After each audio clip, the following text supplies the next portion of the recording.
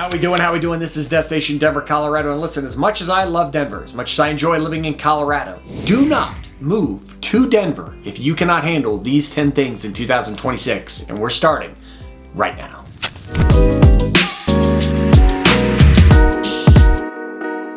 All right, this is Destination Denver, Colorado. I'm your host, Jimmy Everett. So listen, there are two things we do here. One, we talk all things eating, living, breathing, experiencing Denver. And as a licensed mortgage broker covering the entire state of Colorado, I'm helping people like you move here each and every day. So just know that the number and email on your screen, I'm always the person answering your calls, answer your texts, answer your emails there when and if you need me. Now that we're done with that fun-filled stuff, let's get to what we're here for, and that is do not move to Denver, Colorado if you cannot handle these 10 things. So my goal with any of these videos is to give people an insight into what it's like living in Denver, living in the metro area, Colorado for that matter.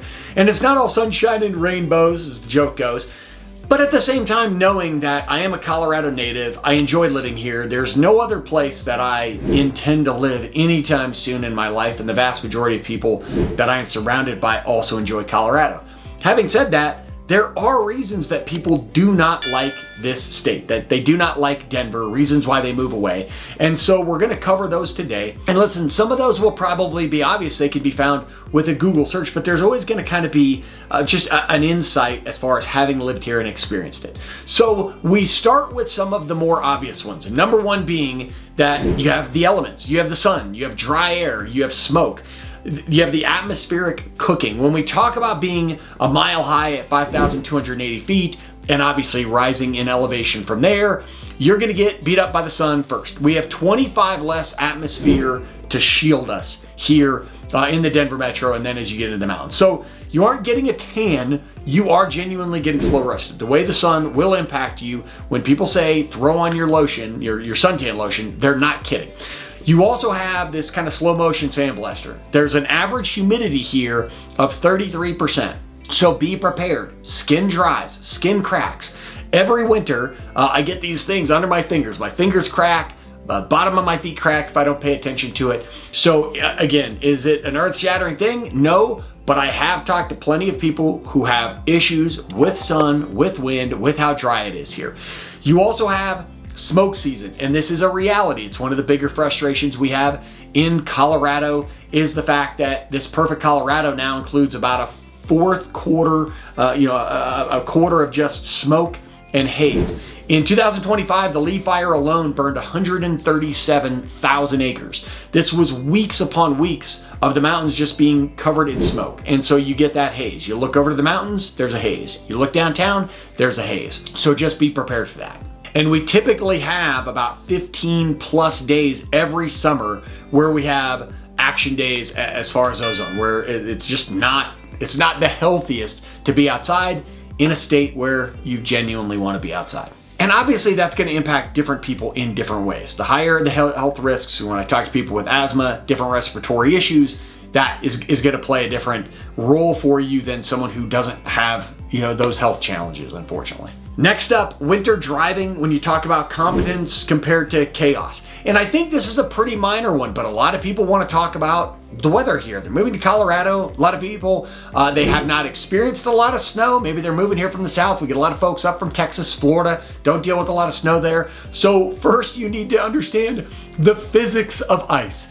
You don't need to be a pro, but you need to understand that all-wheel drive does not help when it comes to ice. Your car is still going to slide. And if your plan is to panic and brake, you're going to run into some big problems there. We also have the refreeze issue, and this is something that you have to get used to. That is where we get a snow, you get a lot of melt because the sun comes out, so around 2 p.m. it starts to melt, around 5 p.m. it starts to freeze. That's when you get black ice, that's where you get a lot of chaos. So, as I always say, don't move here. If one, you have to drive a lot, and these are all ands, you have to drive a lot, you are not comfortable in snow, and you're just a stickler for having a rear-wheel drive vehicle. You will have a miserable time here. Number 3, and perhaps the most daunting of the challenges people have coming to Colorado, and that is housing. And that's both from a buying and renting standpoint, that it's not just competitive, but it's downright expensive. So you've got first that you can't just stroll into a neighborhood. So when we're talking about housing, we're gonna cover a few different things. First, you've got the brunch trap. You can't just stroll into a neighborhood here. You're fighting locals who have been here for 20 years and investors with cash. So if you don't have a plan by property type, if you're looking to buy a house and you're not sure about a neighborhood, you're just going to kind of get into this situation where you're kind of a tourist with a checkbook, really unsure where to go. You also have what I would call a vibe tax. And that is that you have people that are paying, $100,000 for a premium on a house. Again, these are home buyers to be in a certain zip code, in a certain neighborhood. They're adding $800, a month to their mortgage so that they can be near a certain park or a certain aesthetic. So, and now, again, that really goes for anywhere in the world. You're going to pay for location, but you definitely get that here in Denver. Also, there's something to be said, and this is obviously, again, going to impact home buyers more than it is home renters, but you've got some older homes and you've got some older surprises depending on the areas you are in. Now, Denver has a lot of new construction as well, but you get into areas like the 1950s Charmer in Arvada or maybe Wash Park. That usually means original clay sewer lines. It means electrical panels that probably belong in a museum at this point. And if you don't have a $20,000 surprise fund on some of these properties, or you don't have a really good agent ahead of time to make sure you catch them, it could cost you. On the other side, you have new builds that can have some sneaky costs as well. You have metro taxes, you have higher HOAs, you have builder grade code, which means, you might want to replace this in a couple of years. Those metro districts can add, a full percentage point on top of your property taxes. So whereas Denver County has about 0.5% for taxes, you might deal with 1.4, 1.5, 1.6% in property taxes for new construction.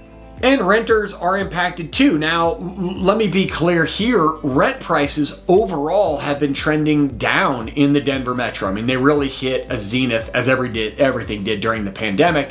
And you couldn't get a 2-bedroom for under $2,000. Now, you can find a decent place, a decent 2-bedroom for $1,600 to $1,800. You'll be over $2,000 in certain areas and certainly get more expensive again on those high price areas. But rent is not cheap here. The average rent on a 1-bedroom sat at just over $1,600 as of the making of this video. The average rent for a 2-bedroom in the Denver metro area sat just over $2,100. And as I mentioned earlier, there are certainly some opportunities in the rental market with, there's a lot of new construction here. That new construction has been apartments that's brought rents down, certainly helping folks in that range.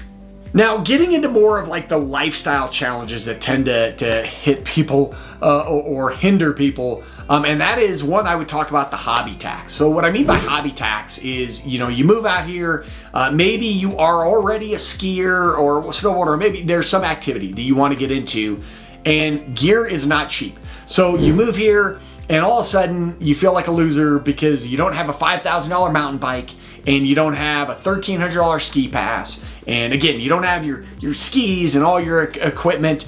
You're renting it every weekend. Some of these hobbies can get really expensive. And you'll see people all the time with it. Ski passes for 25, 26. The Epic Pass was a little over $1,000. The Icon Pass was over $1,300. An average day to just go up to the mountains is going to cost you $250 for a lift ticket at a lot of these places, if not more. So specifically when it comes to some of the winter activities, skiing, snowboarding, that can be a premium. And not just that, we can talk about the time it takes to get up there, especially if you're going up at peak. If you're driving up Friday, trying to come back Sunday, that type of thing, you're gonna deal with a heck of a lot of traffic on I-70. So there's definitely a hobby tax related to some of the activities that draw people to Colorado in the first place. Next up is really the paycheck reality. And I think this depends on where you are coming from. So people who are coming from high cost areas, Seattle, LA, San Francisco, Washington, DC, New York, those people tend to come to Denver and find Denver to be reasonable, if you could say that. More reasonable than where they came from. At the same time, you have plenty of areas around the country where people will move to Denver and they're shocked. So a $100,000 salary here is basically equivalent to roughly a $60,000 to $70,000 a year salary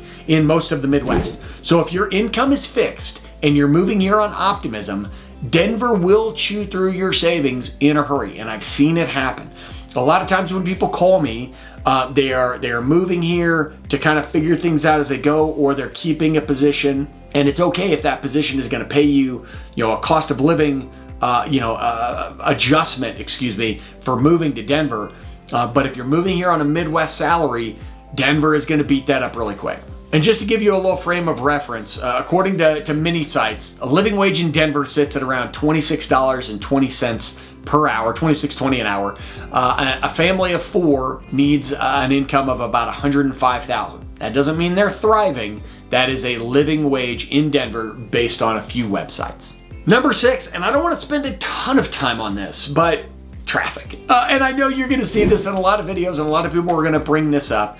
But Denver traffic, to me, not as gridlocked as you might see in an LA or in a New York. It's more of a steady gridlock. The issue with Denver traffic is that it does not seem to go away, especially in certain areas. I-25, as you run through the city, I-25 wraps kind of right around downtown as you head north towards I-70, and there's always traffic there. It's always backed up. Playing onto that, you also have these surprises, these bottlenecks, these different changes. So if you think 15 minutes, is going to get you 15 miles, you're kidding yourself there. It's also in a permanent state of construction. And again, I think a lot of people will say, well, that's the same way in my city. But I mean, Denver just can't seem to leave any particular stretch of road along their highways alone. It's just always been that way. So commute time, the average for the city commute time, just per person average, is 27.5 minutes. You have 4.4 million people projected to be in this community over the next 20 to 25 years, so growing. And the last thing I would mention in regard to traffic, because it's something that I've heard from several people that I've helped from this channel to move to this city, is that the driving on I-25 specifically is insane. And I gotta tell you, I've lived in New York, I've lived in a lot of different cities, I've traveled the world, I've seen some crazy drivers. I never really thought about how insane some of these Denver drivers are. They can be pretty foolish. And I-25 tends to bring out the worst. So you've got some traffic congestion, and you also have some idiots. We'll see if hopefully both of those improve. I think the idiot driving can. The bottleneck, I mean, what can you really do about it? Next up, lucky number 7. And this is something that I mention in a lot of videos because I think it's important, and that is the challenge of making friends. Now, I know some people are going to hear that and they're going to say, man, that's pretty sad. How difficult could it be to make friends? I'm going to tell you right now, based on these experiences, it takes effort, and sometimes it takes getting plugged into the right community. I've talked to plenty of people who it can just be a challenge, especially if you're remote, especially if you're not around people on a consistent basis, especially if you don't have kind of a location to meet people within. And this is one of the things that I mentioned earlier, the Midwest. I lived in Ohio for a period of time. And at least in my experience, the Midwest has this just welcoming impact. When you meet people, they bond with you, you meet them, you meet family, you meet their friends, you meet their neighbors. People just become people. I think there are elements of that in Denver. I shouldn't even say think. Denver has become so transient that it doesn't necessarily lead to a lot of these big friend groups. Because, people already have, you've got people who are natives here, they kind of already have their friend group. That's just kind of what they do. And then you have 19% of the residents around downtown Denver are transients that have moved here in the last 12 months, roughly, in some of these areas. So they don't know a lot of people either. So you might meet one person, but they don't necessarily have a friend group. Now, the fix is, in my humble opinion, and this is what some people who have moved here have had success with, is joining groups. Joining hiking groups, biking groups, you name it. There are 1,200 active meetup groups in the metro area. So there's different ways to meet people. And usually the people who have had success are meeting people through activities they enjoy. So that's what I would certainly encourage you to check out. Just beware, that is one of the consistent hiccups people have moving here, is just building a healthy friend group. Next up, and this is one that really impacted me when I first moved here, and that is your outdoor identity, especially if you're not a big outdoors person. When I first moved back to Denver, where I grew up, I was not a hiker, I was not a camper, I was not someone who enjoyed the outdoors. And don't get me wrong, I'm not Paul Bunyan now, and I don't wear Patagonia every week. So, if outdoors is not important to you, just understand that is perfectly okay. There are plenty of indoor activities, things in Denver. Again, I was more of a city person myself. Now, if you are coming here for the mountains, I'm gonna stress to you, try to live as close to the west side of town as you can. That doesn't necessarily mean you have to, but if you're living farther east, geographically, it's going to take you longer to get to the mountains. And I know somebody's going to make fun of me for saying geographically. It's going to take you longer to get to the mountains. You have this Patagonia vest myth. It's where you're buying gear, you got all the gear, but that doesn't necessarily, make you the athlete. So if you don't actually feel like waking up at 5 a.m. to jump on I-70, to go to the mountains, to ski all day, that's okay. Now, if you become that person, awesome, but don't think that you have to move here and be that right off the gate. Next up, and I just want to touch on this, and this is, political tension, the purple friction, if you will. So for the longest time, Colorado was a red state. It was a very conservative state, kind of shifted purple. More recently, and predominantly through Denver and up into Boulder, it has become a blue or a liberal state, if you will. Now, I think the pendulum swings both ways. One thing I need you to understand is that most of your blue areas are going to be around the metro. They're going to be around Boulder. If that is not your vibe, if you are more conservative, I don't want you to think that all of Colorado is that way. And again, this goes for people who may be more liberal leaning. Don't think that every part of Colorado is blue. So we've got, I think, a healthy amount of balance. I do think the pendulum will swing back a little bit to make us a bit more of a purple state. Denver has kind of gone through some of those growing pains. A lot of people want to compare things that have occurred in Colorado to things that have occurred with California, overreach of governments, different laws. And again, we'll see how that plays out. The main thing I want to stress to people is that I don't think that Colorado, and certainly the people who live here, don't tend to lean into these political ideologies as much as you might see in other states. Certainly every individual is different. You got some folks who are going to watch this and say, what are you talking about? Denver people are nuts. But overall, and that goes both ways, that nuts just for the record. But just understand that there is an area that is going to fit your needs, your cravings, and right here in the Denver metro. I would give the example that if you go into parts of Denver, very, very blue, very liberal, you go a little south into Douglas County, very red, very conservative. So a little flow, a little for everybody. I myself, I'm gonna tell you right now, I like to be somewhere right in the middle, but that's a little tricky sometimes. Now, these last couple little bit of a bonus, I want to talk about the zip code fallacy. So I've talked to a lot of people who move or plan to move to Colorado, move to Denver, and they think it's going to be kind of a fix-all. It is going to cure their boredom. They're going to get outside. They're going to adventure. They're going to do all of these things, and then they move here, and they don't do any of them. And that's okay. I mean, and listen, all things happen in a period of time. But, I mean, I think that you need to understand that there's a lot of folks here. It takes time to assimilate. I shouldn't even say assimilate. It takes time to kind of get your feet under you, to figure out what you're really going to enjoy, to adventure. If certain things are important to you, if the mountains are going to be important to you, think about that when you choose a place to live. If the city is going to be important to you, think about that when you find a place to live. A lot of times people will tell me, well, we don't really care about Denver.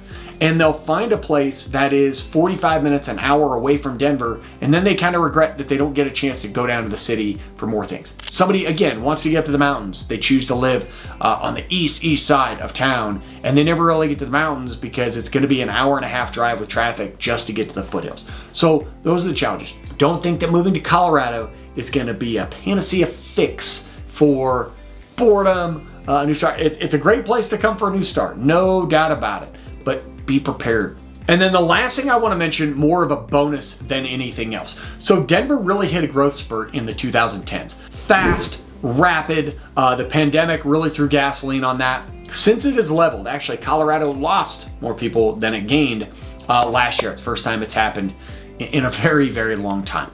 Having said that, when you get to Denver, understand Denver has not finished growing, not even close. It has not hit its peak. There are so many projects taking place in the city of Denver. Getting a new stadium for the Broncos. They're redeveloping around Ball Arena where the Nuggets play. They're redeveloping the South Platte River and walkways there. They're going to move Elitch's Garden, our big downtown amusement park. They're going to build acres and acres and acres of commercial developments and restaurants, and yes, parks and walking areas. Denver is going to evolve. It's predicted that we're going to have over 4.4 million people living here by 2050. Granted, that's a long ways out, but this city is going to grow. There's plenty coming. So if you're moving here for the idea of a city that is going to kind of stay the way it is, that's probably the wrong frame of mind. This is a city that is evolving, it's growing, it's changing. In my humble opinion, for the better, especially with some of these developments, I should say, and hopefully you're on board for that. It's why I say time and time again, I love living here. It's where I intend to remain, raise my family. I enjoy that my family all lives here. We're all very close, great friends. I cannot think of anywhere else I would want to live. But again, that's why I just gave you a handful of reasons that you might want to think harder about that decision. In the meantime, if you have any questions or you're thinking about a move yourself, don't hesitate to reach out. My number and email on the screen. Always the person answering those calls, answering those texts, answering those emails. In the meantime, this is Destination Denver, Colorado. I'm your host, Jim Marovitz. That was do not move to Denver, Colorado unless you can handle these 10 things. Till I see you next time. Peace.